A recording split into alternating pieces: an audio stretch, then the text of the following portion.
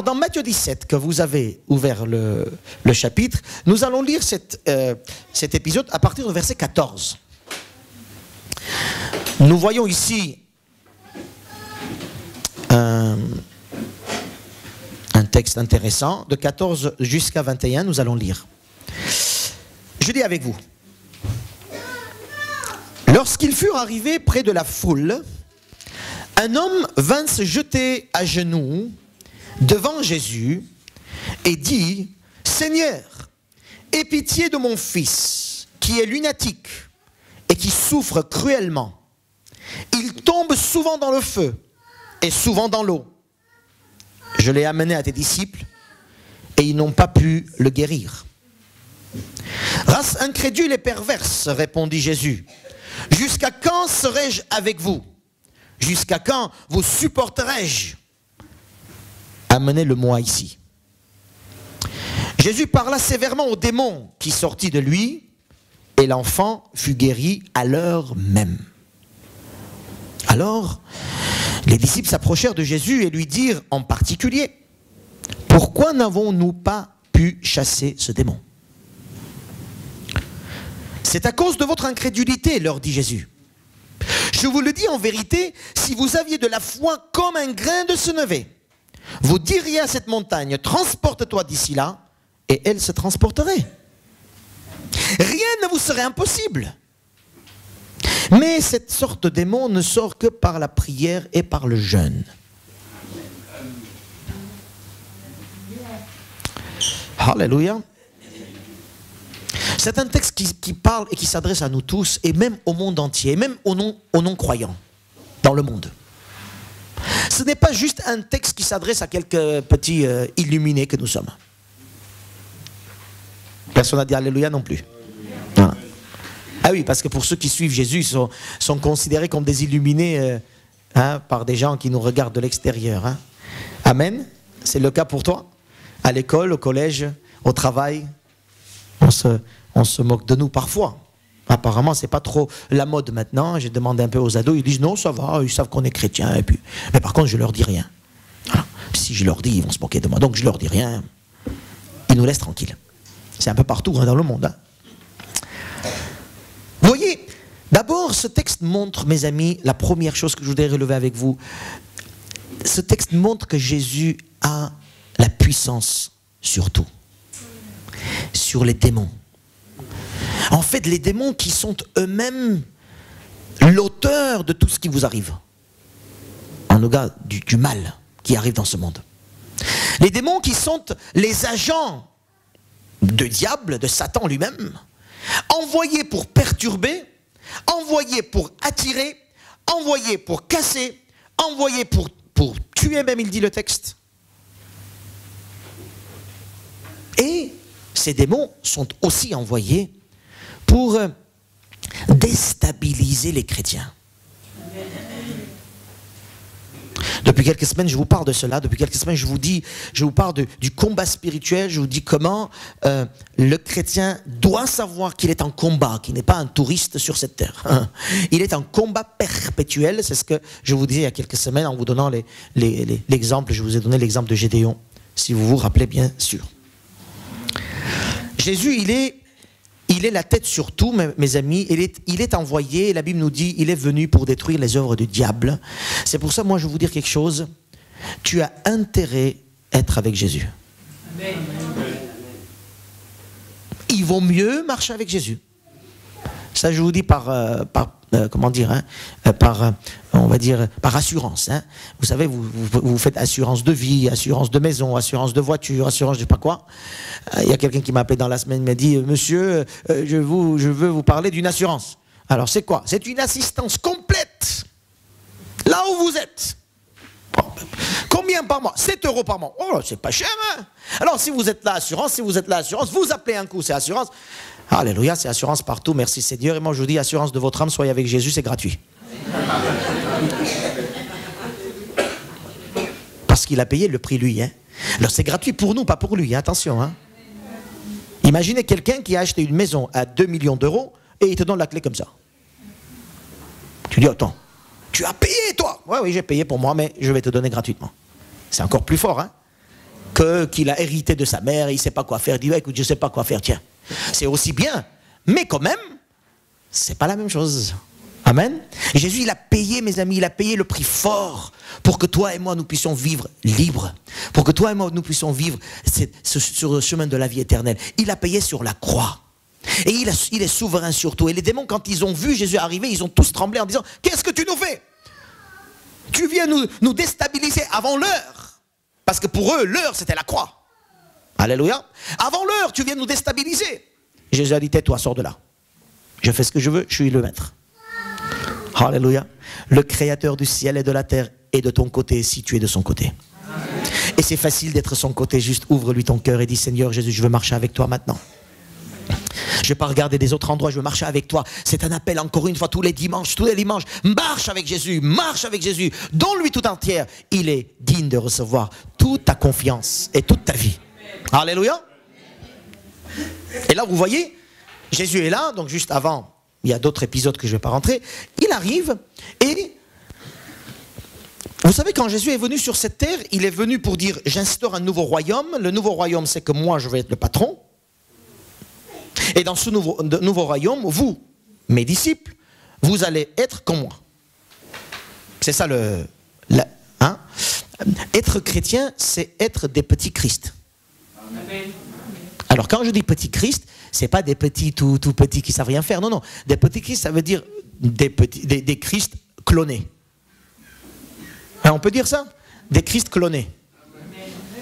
Attention, hein, cloné, c'est pas le même, hein, mais il est cloné, il ressemble. Nous, on n'est pas des Christ, on n'est pas des dieux, on ne sera jamais des dieux, contrairement aux Mormons qui pensent que nous, un jour, on sera des dieux. Bon, ils vont essayer, on va voir.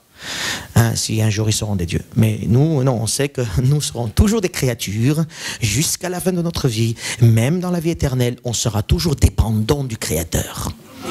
Alléluia.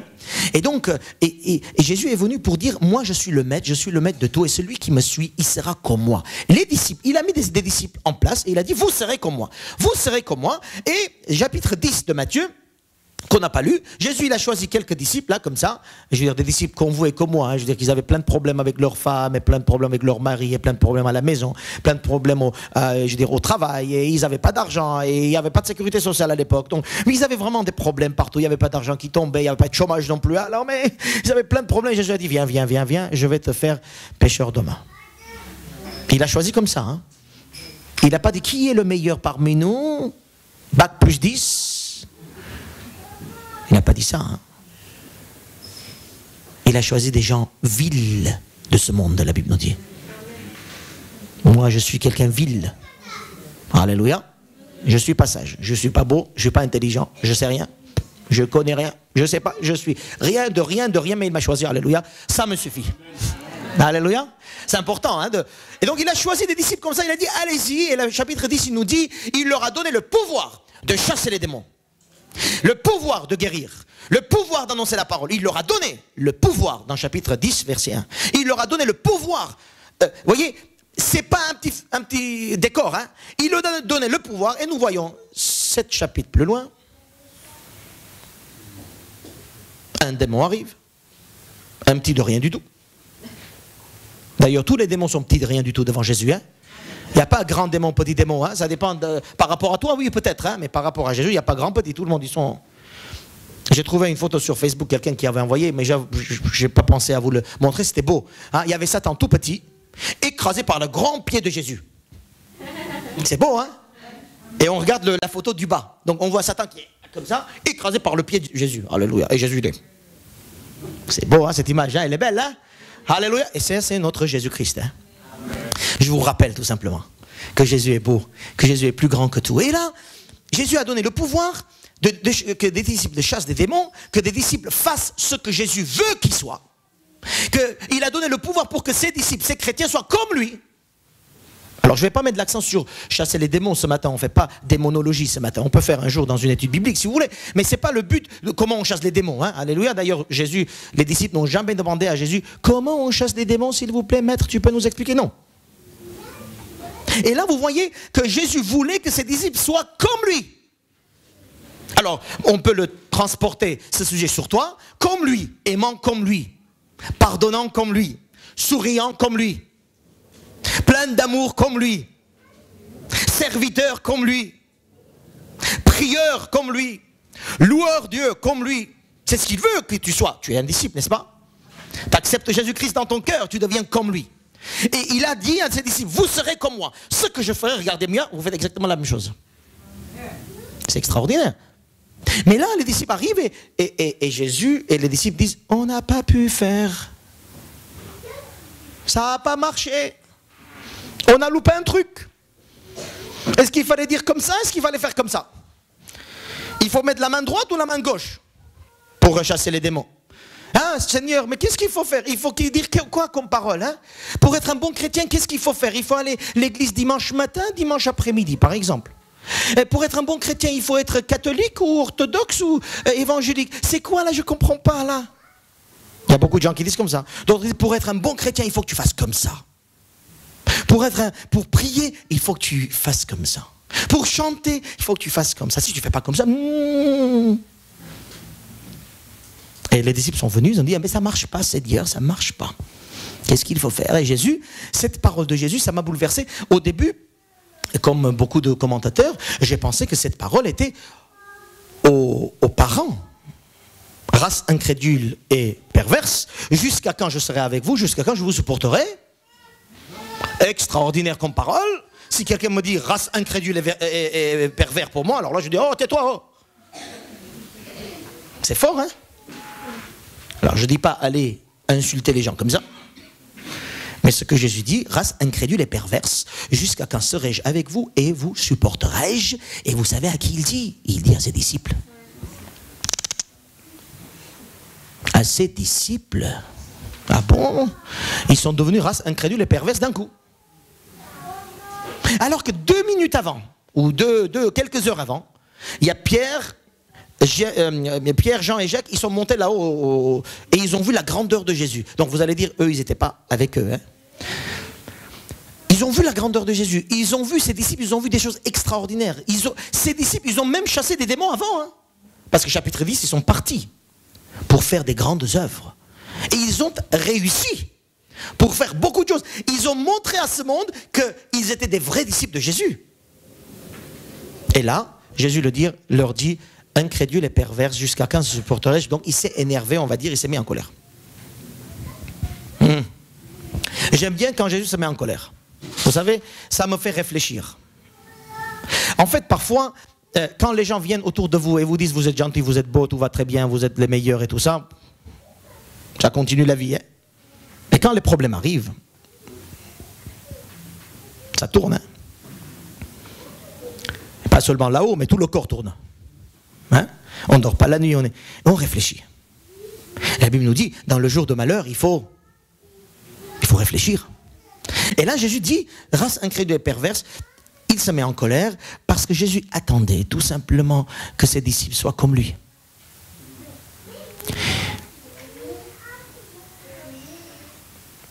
Quand ils viennent voir, il dit, mais pourquoi on n'a pas pu faire ça? La question, pourquoi on n'a pas pu être comme toi, Jésus?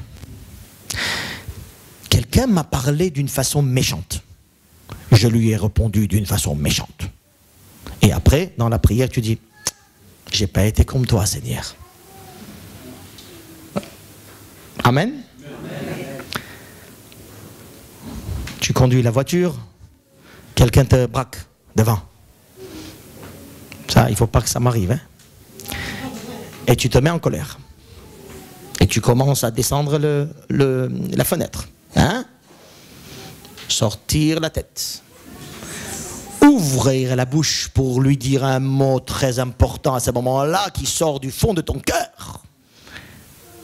Ça ne vient pas de l'esprit, hein, ça vient de toi. Alors Seigneur, aie pitié de moi pour que ça ne sorte pas. Parfois ça sort. Merci Seigneur, depuis pas mal d'années. Et je n'ai pas vécu ça. Mais avant j'en ai vécu. Hein. Et je vous dis, parfois j'ai envie de descendre la fenêtre. Hein. Parfois ça m'arrive, mais au milieu, le Saint-Esprit me rappelle que je suis un disciple de Jésus. Hein. Merci Seigneur.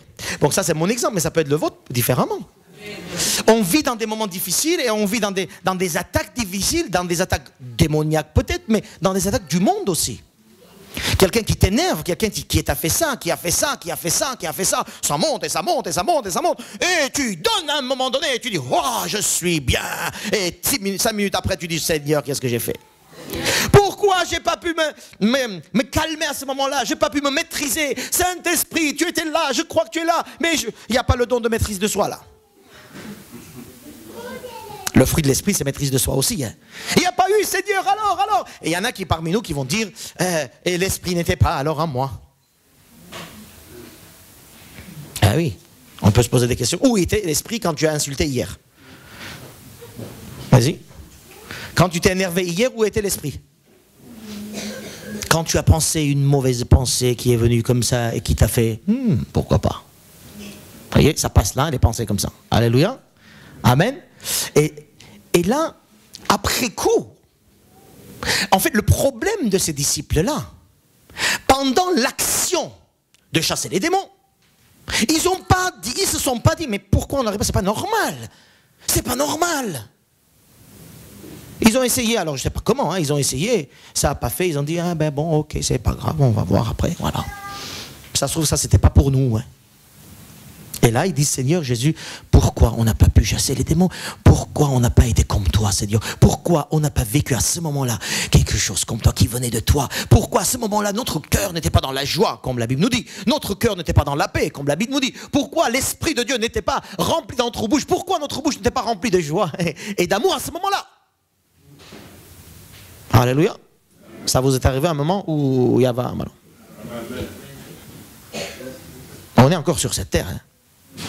Il y a des moments où... Alors, pourquoi Jésus a dit la chose extraordinaire? C'est à cause de votre incrédulité. Le mot, c'est incrédulité. La réponse de Jésus, c'est incrédulité. Ça veut dire, tu crois, mais à moitié. Tu crois, mais de temps en temps. Tu vis avec moi, mais de temps en temps. Tu penses qu'avec moi, tu peux faire beaucoup de choses, mais de temps en temps. Incrédulité. Et il a rajouté, et c'est parce qu'il a rajouté cette parole qui est importante pour nous.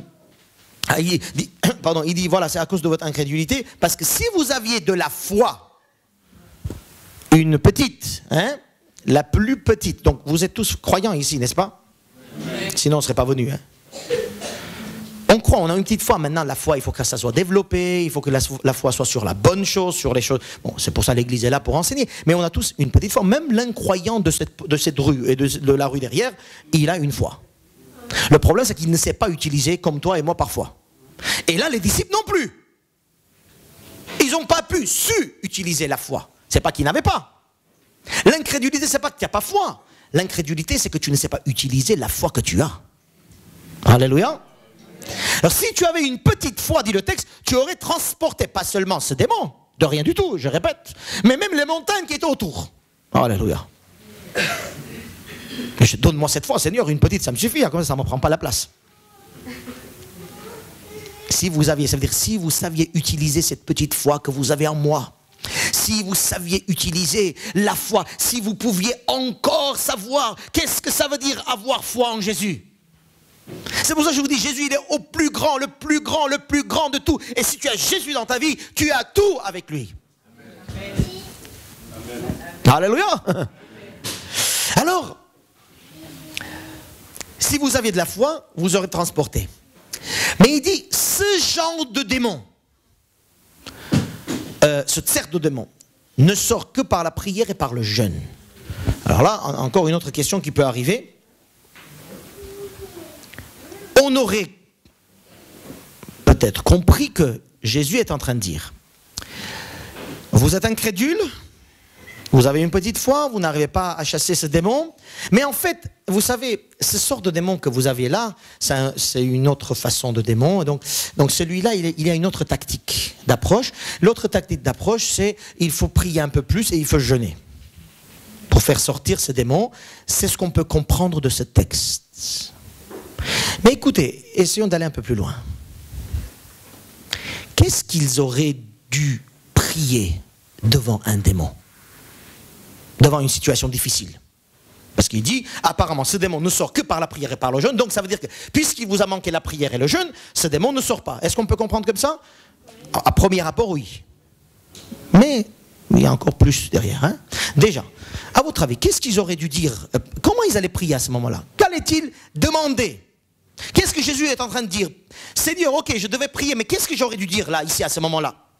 Quand l'autre m'insulte, comment je dois prier et jeûner à ce moment-là? Je viens de manger il y a 10 minutes, alors qu'est-ce que je vais faire là maintenant? Hey. Alléluia, vous comprenez un peu ce qui se passe? Parce que les attaques qui vous arrivent, c'est pas programmé, tu ne sais pas ce qui arrive demain. Donc tu vas jeûner maintenant pour demain. Non! Il y a des attaques qui arrivent, mais tu ne sais pas d'où ça vient, quand ça vient. Prier et jeûner, bon, prier, je peux comprendre que l'attaque arrive, je commence à prier, d'accord, et jeûner. Si c'était pendant le repas, le problème. Ou si c'était avant le repas, on peut arrêter le repas, d'accord, j'ai compris aussi. Ça veut dire quoi, jeûner? Manque de manger?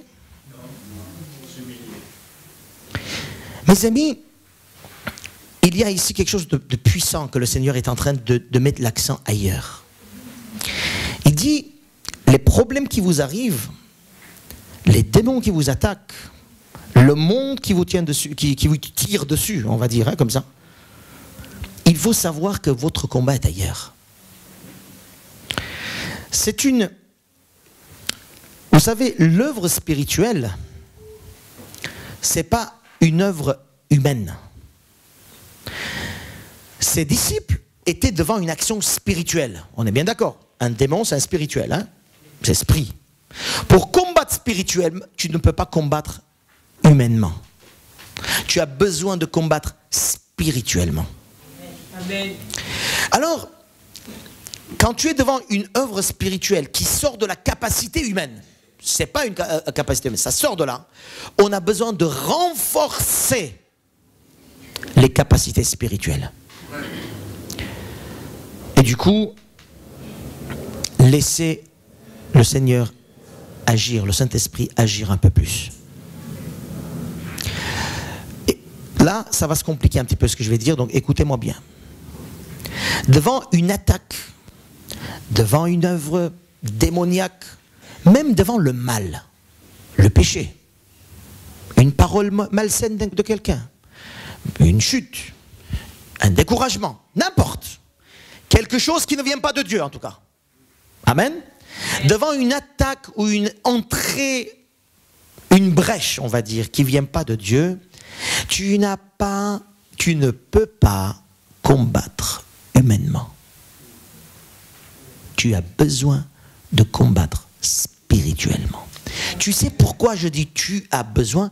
Je m'adresse à ceux et celles qui veulent marcher avec Jésus, hein. C'est-à-dire des chrétiens, c'est-à-dire des chrétiens disciples, c'est-à-dire ceux qui disent à Jésus, tu es mon maître et je suis ton disciple. Ceux-là, ils ne peuvent pas faire des choses humaines, ils ne peuvent pas réagir humainement à une attaque spirituelle, démoniaque ou malsaine, etc. Vous me suivez? Quand Jésus dit, vous avez besoin de prier, de jeûner, il est en train de leur dire, mes amis, ce n'est pas une action humaine que vous êtes en train de faire là, devant ce problème, en l'occurrence, chasser les démons. Vous êtes en train de réagir spirituellement. Vous avez besoin de prier, de jeûner, ça veut dire que vous avez besoin d'être dans une, alors, comprenez un peu bien, dans une dépendance perpétuelle. Le vrai chrétien disciple, il est en perpétuel jeûne et prière. Et quand je dis jeûne, c'est pas on mange pas le midi. Hein. Il y a beaucoup de gens qui pensent, je vais jeûner aujourd'hui, je mange pas. Ben, ok, ne pas manger, c'est une des petites conséquences du jeûne. C'est pas parce que tu manges pas que tu jeûnes, tu fais le régime. Alléluia. Le régime, c'est pas jeûne. Hein. J'ai entendu il y a pas longtemps quelqu'un qui me dit, oh, je vais jeûner, comme ça je vais perdre du poids. Il est en train de mélanger et le spirituel et diététique et tout ce que vous voulez avec. Moi je dis, écoute, s'il te plaît, laisse tomber le jeûne, laisse tomber les choses spirituelles, vas-y, fais ton régime, tu en as besoin en plus. Alléluia. Alléluia. Voyez? Donc, il ne faut pas tout mélanger. Ce que le Seigneur est en train de faire, est en train de dire, il attire l'attention des disciples ailleurs. Les disciples disent, pourquoi je n'ai pas pu faire ça, Seigneur? Le Seigneur dit, si tu avais la foi, tu pouvais absolument le faire. Mais le problème, ton problème est ailleurs. Ton problème à toi, c'est que tu n'es pas dans une dépendance perpétuelle avec moi. Tu penses que tu es en train de vivre ta vie matérielle, ta vie physique, avec ta force à toi. Et tu as oublié que mon disciple, on a dit tout à l'heure, on a chanté, mon disciple, sa force et son espoir viennent de moi. Tu as besoin de te concentrer sur moi avant de te concentrer sur ton problème qui ne va pas. Amen. Amen. Un démon, même si, la Bible nous dit, même si une armée s'élève contre moi, en ton nom, je les chasse, Seigneur. Alors, ce n'est pas le problème de démon ou pas démon, ou le problème grand, petit, c'est pas ça. Hein? Un petit problème, si tu n'arrives pas à gérer, tu ne peux pas gérer un grand problème. Un grand problème, tu n'arrives pas à gérer, tu ne peux pas gérer un petit problème. Et le problème de cette histoire-là, cet exemple que je vous donne, c'est que ces disciples-là ont dit, j'ai pas pu faire comme toi. Comme toi et moi, on pouvait dire à Jésus, Seigneur, j'ai pas pu réussir là, j'ai pas été un bon chrétien, hein, pour certains. Le Seigneur dit, si tu avais la foi, tu aurais largement, mais ton problème est ailleurs. Tu n'as pas ce temps de dépendance avec moi, de jeûne et de prière. Je ne sais pas pour ceux qui viennent des églises comme ça, alentour, que vous avez des expériences différentes dans d'autres églises. J'ai beaucoup entendu, quand il y a un problème, on dit, allez, on va jeûner. On va jeûner pour ce problème. Je ne suis pas contre le jeûne, je l'exerce souvent. Mais attention, on met l'accent. Ce n'est pas parce que je jeûne que le problème va disparaître. Mais je décide de m'accentuer ma dépendance en Dieu en ces moments-là. Et je m'en fiche le résultat. Hein. Alléluia. Parce que Jésus dit, tu peux de toute façon faire tout ce que moi, j'ai fait sur cette terre. Tu peux le faire. Rien n'est impossible à Dieu, on a dit. Hein? Il a dit, rien n'est impossible. Tu peux faire. Et il dit, rien ne vous serait impossible. Il a dit le texte. Si tu avais une petite foi, rien ne te serait impossible. Donc le problème, c'est pas la foi, le problème, c'est pas la volonté de Dieu, que Dieu ne veut pas, non. Le problème n'est pas là. Jésus veut attirer l'attention ailleurs. Il dit, votre problème, c'est votre dépendance avec moi. Vous avez pensé que comme je vous ai donné le pouvoir, que automatiquement, vous pouvez faire tout ce que vous voulez. Que vous êtes devenus des hommes et des femmes automatiquement spirituels. Vous pensez que les choses sont automatiques. Vous pensez que demain vous allez venir au culte et automatiquement il y a un culte. Et puis vous allez penser que demain vous allez ouvrir la Bible et automatiquement il y a la Bible qui s'ouvre et puis vous allez comprendre des choses. Vous avez pensé, ça c'est la religion. Hein. La religion c'est on fait des choses automatiques. Alléluia. Liturgie, la même chose. Voilà. Mais nous les chrétiens, même les chrétiens évangéliques que nous sommes, je me reproche moi-même et vous aussi, alléluia. C'est qu'on fait parfois des choses automatiques. On dit, parce que nous sommes enfants de Dieu, on peut faire tout automatiquement. Voilà, je sais que demain matin, merci Seigneur déjà. D'avance les choses, hein, tout est automatique. Le Seigneur dit, votre problème, c'est que vous ne priez pas, vous ne jeûnez pas, c'est-à-dire vous n'êtes pas en dépendance totale. Vous pensez que vous pouvez faire des choses, vous. Parce que si vraiment vous pouvez faire des choses, vous pouvez transporter les montagnes. Pourquoi vous n'arrivez pas? Manque de dépendance. Alléluia. Alors, qu'est-ce que vous en dites? Il prêche bien, ce pasteur? Je rigole, hein, vous savez, ceux qui me connaissent. Mes frères et sœurs, ce n'est pas l'action qui est important. Ce n'est pas le faire qui est important. C'est l'être. Et je vous ai prêché deux, trois fois là-dessus. Hein. Quand on reste dans un état spirituel, dépendant du Seigneur. Ça, c'est la prière et le jeûne pour moi. Quand il dit prier sans cesse, c'est quoi prier sans cesse? Prier sans cesse à genoux. Ne faites rien d'autre, n'allez pas prier. Non. Prier sans cesse, reste dans une action dépendante du Seigneur sans cesse. Parce que tu es, je suis, il est, nous sommes, vous êtes, ils sont sous l'attaque. Alléluia. On fait le conjugaison, hein, grammaire. Hein. Moi, toi, il, elle, nous, vous, il, elle. Tous. Donc, reste en prière, reste en prière, reste en prière. C'est pas parce que tu es chrétien que c'est automatiquement les choses vont se faire. Non, il faut que tu saches que si tu es dans ton identité, si tu es dans ton attaque parce que tu réagis spirituellement, parce que tu es dépendant de moi, là, tu vas pouvoir transporter les montagnes. Alléluia. Les montagnes, ce ne sont pas les montagnes, hein, Himalaya ou les Alpes. Hein. Les montagnes, ce sont tes problèmes qui sont devant toi.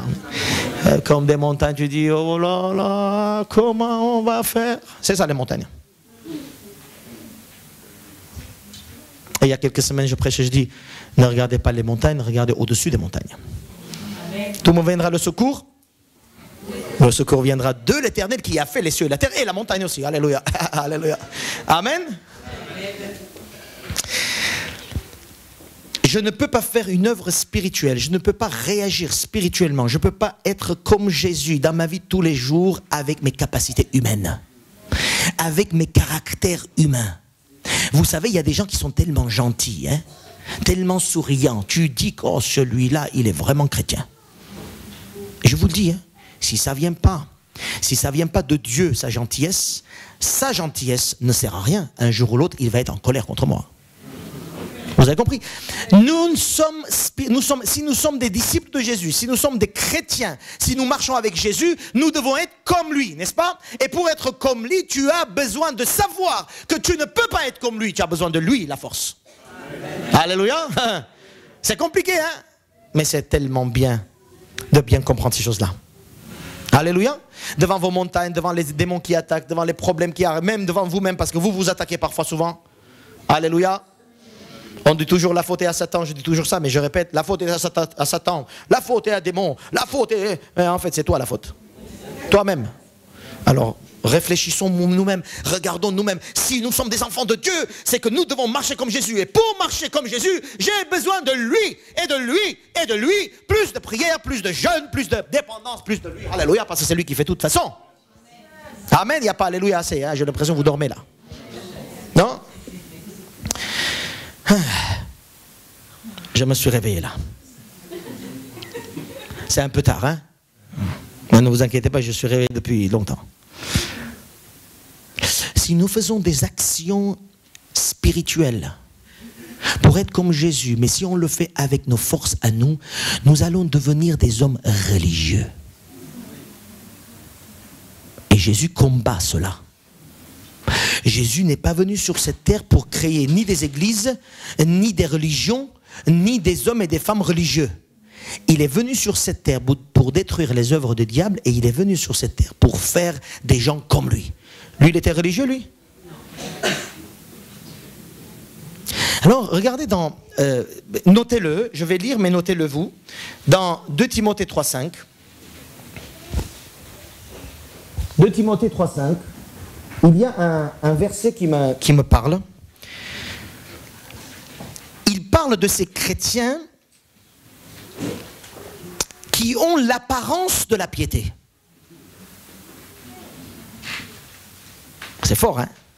Il dit, ayant l'apparence de la piété, mais reniant ce qui en fait la force. Il y a des hommes et des femmes, des disciples, des chrétiens, qui font l'apparence d'être chrétiens, l'apparence de montrer que nous sommes des croyants et des puissants, et en Jésus tout est automatique, tout se fait de toute façon, la grâce de Dieu, etc. Donc ils peuvent même prêcher à la limite.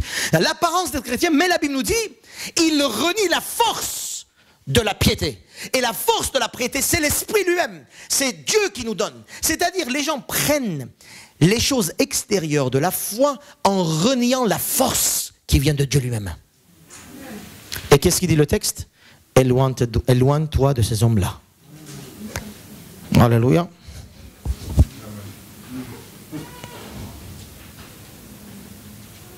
Oui, la Bible, c'est pas viens, je te gratte le dos et tu me grattes le dos. Hein.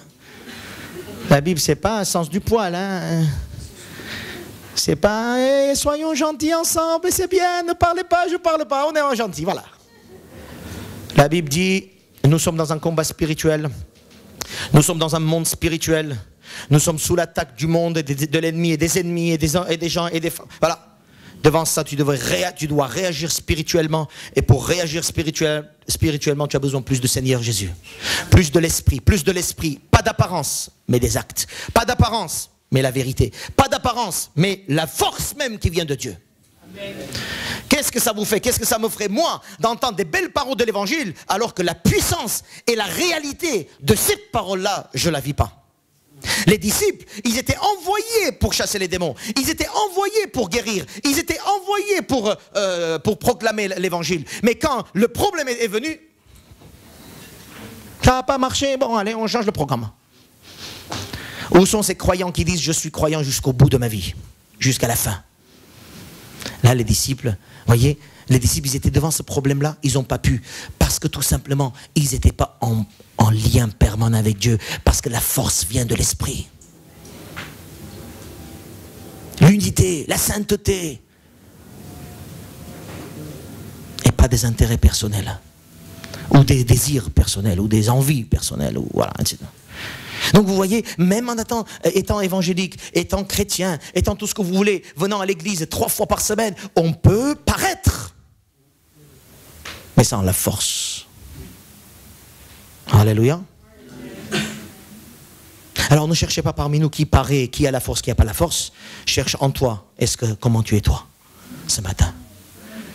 Parce que moi, je n'ai pas envie que Jésus me dise, race incrédule et perverse, j'étais avec toi, et jusqu'à quand encore je vais te supporter? Vas-y. Je n'ai pas envie qu'il me dise ça. J'ai pas envie qu'ils me disent, mais quand est-ce que tu vas mettre en pratique ce que tu sais? Nous savons tous des belles choses, hein? De la parole de Dieu. Prendre la force de ces choses-là, pas des nouvelles choses, arrêtons. Mettons en pratique ce qu'on sait déjà. Alléluia. Ce qu'on sait déjà, ça nous suffit, hein? Moi je vous dis, hein, si vous voulez, on ferme la Bible, je ne vous prêcherai plus jamais. Ce que vous savez déjà, ça vous suffit largement. C'est dans Jean, il dit, c'est pas la peine qu'on vous enseigne, vous avez l'onction de Dieu. C'est pas en apprenant des nouvelles choses, en étant gavés de la parole de Dieu, que nous serons des hommes et des femmes remplis de l'esprit. Hein? Vous avez compris ça? Hein, y en a qui ne veulent pas la parore de Dieu, le pasteur il lui ouvre la bouche et il lui met dedans. Il l'enfonce plutôt dedans, la parole de Dieu. Hein? L'autre il ne veut pas, arrête-le. Alléluia.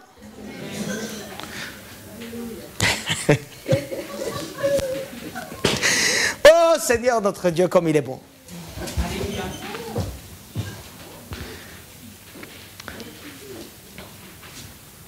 Allez avec moi dans 1 Jean. Alléluia, je vais vous donner, mes amis, le secret de ce qui se passe ici. 1 Jean, merci ma sœur. 1 Jean chapitre 2, c'est vers la fin, avant Apocalypse, avant Jude, etc. 1 Jean chapitre 2. Alors, peut-être au début, vous n'allez pas comprendre le lien que je fais avec cette histoire où les disciples n'ont pas pu chasser les démons. Jésus dit c'est à cause de votre incrédulité et la prière et le truc, et le jeûne. Vous n'avez pas peut-être trouvé le lien, mais vous allez trouver très vite après, parce que je vais dire 2-3 choses, vous allez savoir, ça va correspondre. 1 Jean chapitre 2, verset 3. À partir de verset 3. C'est Jean, le disciple, qui était sur la montagne avec Jésus juste avant cet épisode, donc il n'a pas vu ça, mais il a entendu après. Si nous gardons ses commandements, nous savons par cela que nous l'avons connu. Celui qui dit je l'ai connu et qui ne garde pas ses commandements est un menteur. Et la vérité n'est point en lui. Mais l'amour de Dieu est véritablement parfait en celui qui garde sa parole. Par cela nous savons que nous sommes en lui. Celui qui dit qu'il demeure en lui doit aussi marcher comme il a marché lui-même. Un peu plus bas, verset 9. Celui qui prétend être dans la lumière et qui est son frère, haïr son frère, est encore dans les ténèbres. Celui qui aime son frère demeure dans la lumière et aucune occasion de chute n'est en lui. Mais celui qui est son frère est dans les ténèbres, il marche dans les ténèbres, il ne sait où il va parce que les ténèbres ont aveuglé ses yeux. Alléluia. Celui qui dit qu'il marche, qui demeure en Jésus, doit marcher comme Jésus. Le texte est là. Le lien, vous avez fait comprendre? On comprend le texte. C'est-à-dire, le chrétien qui dit j'ai accepté Jésus, le Seigneur est mon maître. C'est ça le chrétien. Hein? Il y a beaucoup de chrétiens qui se disent chrétiens, mais qui ne disent pas que Jésus est leur maître. Hein? Il y a un problème, hein, je vous dis. Hein? On ne parle pas des Des vrais chrétiens, disciples, qui disent que Jésus est mon maître. Celui qui dit que Jésus est mon maître, le texte dit, doit marcher comme il a marché lui-même. Alléluia. Et comment est-ce que Jésus marche comme... Eh bien, regardez les évangiles, vous allez voir qu'est-ce qu'il a dit, qu'est-ce qu'il a fait. Vous savez, mais je ne sais pas si aujourd'hui, Jésus venait dans nos églises, déguisé un homme comme nous. Hein? Il vient et il demande au pasteur de prendre la parole. Déjà, je ne sais pas s'il aura la parole. Hein? On ne le connaît pas. Qui tu es, toi? Donc, il vient. Il se met là devant. Il prend le micro et il vous parle pendant 10 minutes. Je ne sais pas si ça passe dans nos églises. Parce que ce n'est pas, si vous regardez bien comment il prêche et comment il enseigne, ce n'est pas un petit pasteur gentil. Hein? Il te rentre dedans. Parce qu'il t'aime. Parce qu'il veut te relever. Et il te rentre dedans sans condamnation. C'est ça qui est beau. Il te rentre dedans avec beaucoup d'amour. Il te rentre dedans parce que son but à lui, c'est que tu... Et ce que j'aime bien, c'est que Jésus, aujourd'hui, s'il venait comme il est venu chez les pharisiens, je ne sais pas si dans nos églises, on pouvait l'accueillir. Et l'apôtre Paul encore, moi. L'apôtre Paul encore, même devant la porte, on le met dehors. Ben oui. Si on étudie ce texte, mais on dit, mais on est tellement éloigné. Le monde chrétien se sont tellement éloignés de la parole. On a commencé à faire des petits trucs là, je veux dire, des manières. Justement, on a commencé à donner de l'apparence de la piété. L'apparence d'être chrétien. L'apparence d'être gentil. L'apparence d'être plein d'amour. L'apparence. Alléluia, celui-là il tombe. Voyez? L'apparence. Donc, et on s'est éloigné de la vérité de la parole. Pourquoi aujourd'hui dans nos églises, ceux qui se convertissent là dernièrement, qu'ils acceptent Jésus, ils vont à l'église, ils disent, attends, il y a un problème là. Voyez?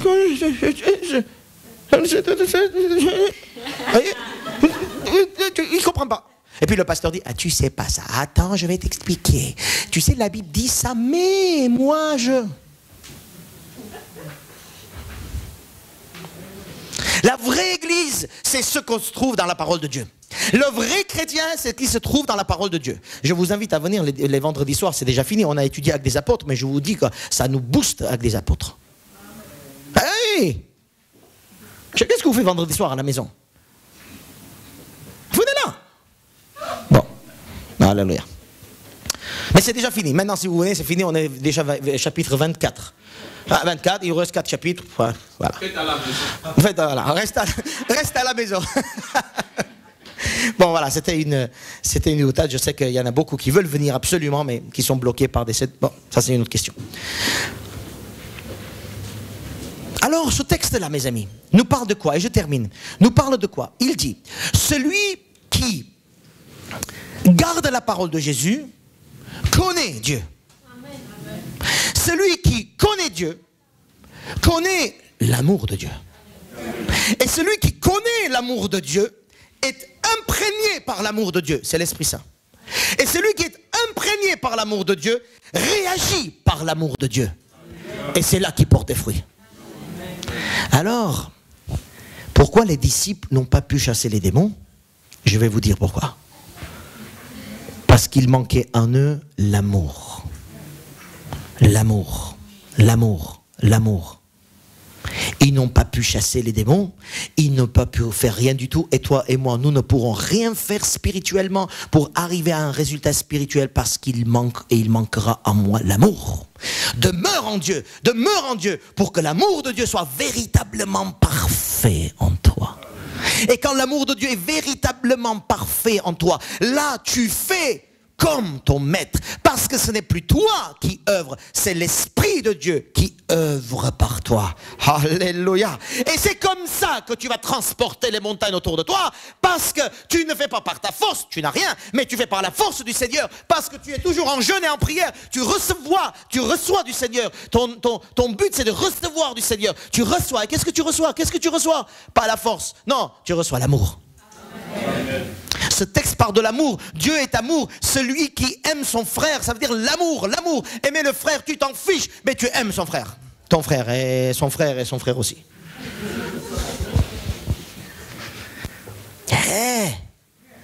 Pasteur, mais qu'est-ce que tu nous as fait là? Tu parlais des pouvoirs de puissance, tu parles d'amour maintenant. Eh oui, on n'aime pas aimer, hein? On n'aime pas aimer. On aime être aimé à la limite, mais on n'aime pas aimer. Il n'est pas dit laisse-toi aimer, hein? Il est dit aime. Alléluia. Hein, dans les relations, parfois dans des rencontres, relations d'aide et cure d'âme, des choses comme ça. Il y a des bonnes choses qui se font, hein, mais on essaye de comprendre. Et pendant 3 mois, tu essayes de comprendre encore. À un moment donné, la Bible nous dit arrête de comprendre, aime. Et pour aimer, mets-toi à genoux et reçois du Seigneur. La Bible nous dit que l'amour de Dieu se déverse en nous par son esprit. Alors, casse pas la tête. Tu as plein de montagnes devant toi, aime. Tu as plein de complications devant toi. Aime Dieu, et puis aime ceux qui sont autour de toi. Je ne peux pas aimer celui qui se trouve en Australie, hein, je ne le connais pas. Mais je peux vous aimer parce que vous êtes en face de moi. Amen. Il y a ça aussi. J'aime tout le monde, pasteur. Il y en a qui disent j'aime tout le monde. Gloire à Dieu, aime ton mari déjà. Hein? Après, commence à penser aux autres. Hein? Voyez, simplifiez-vous les choses, calmez-vous, simplifiez-vous les choses.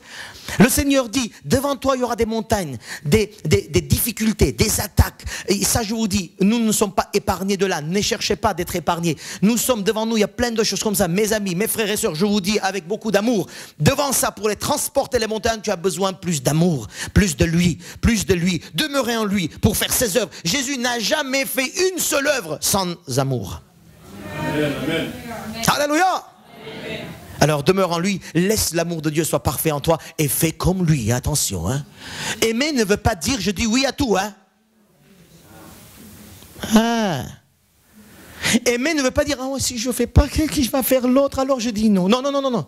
Aimer, c'est j'aime tellement Dieu, j'aime tellement mon frère, ma soeur, je dis la vérité dans l'amour et je fais ce qui est juste. Juste, pas à mes yeux, hein, à ses yeux, à lui, au Seigneur. Amen. Alléluia, comme c'est bon et libérateur hein, de savoir que je suis appelé que vivre dans l'amour. Et quand vous priez cette semaine, quand vous jeûnez cette semaine, quand vous mettez du temps au Seigneur cette semaine, dites Seigneur, plus de toi, je t'en prie, plus de toi Seigneur, je veux plus de toi. Je veux pas que les situations changent, c'est pas du tout mon problème. Moi je veux plus de toi. Plus de toi. Et je fais des œuvres, tes œuvres, ce que tu as dit. Bon voilà, la cuisine, qu'est-ce que tu faisais Seigneur dans une cuisine? Je sais pas. Comment est-ce que le Seigneur pourrait faire dans une cuisine par exemple hein? Je veux dire, faites comme lui. Alléluia, voilà. En allant au travail, je sais pas, il a travaillé plus que toi et moi, mais il n'avait pas de salaire. Hein, voilà, c'est pas. Bon, voilà, en tout cas, comment il faisait? Faites comme lui. Je sais pas, quand il rencontrait le boulanger pour aller acheter le pain pour sa maman ou son père, okay, comment il faisait? Faites comme lui. Hein? Et quand on crachait sur lui, comment il faisait? Quand on ne voulait pas de lui, comment il faisait? Faites comme lui.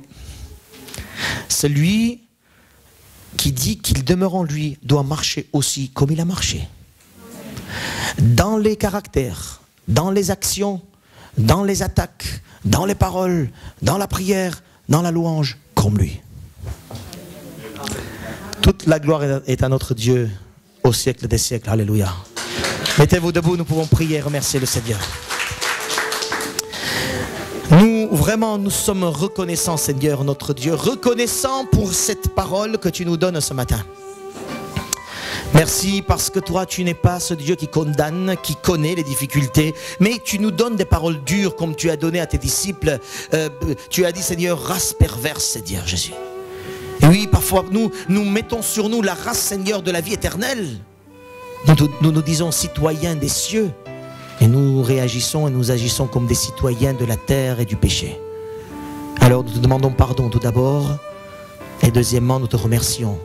Car tu n'es pas un Dieu qui nous dit des choses qu'on a besoin d'entendre, mais tu nous dis des choses, Seigneur, pour nous relever, pour nous sanctifier, pour nous purifier. Nous ne voulons plus avoir peur des montagnes autour de nous, mais nous désirons de t'aimer, d'aimer les frères qui sont autour de nous et faire ce qui est juste. Par la foi que tu nous donnes, La Bible nous dit, Seigneur, que tu nous as réparti la foi chacun différemment, mais que chacun d'entre nous, nous soyons cohérents avec nous-mêmes, avec ta parole, avec les dons que tu nous as donnés. Que tu sois seul glorifié, Jésus. L'Église est à toi. Les personnes sont à toi. Nous sommes tous à toi. Fais que nous soyons ce qui est juste. Faisons ce qui est juste pour ta seule gloire. Tu viens bientôt. Et notre but, ce n'est pas de rester sur cette terre, c'est d'être avec toi pour l'éternité. À toi seul la gloire. Alléluia. Amen et amen.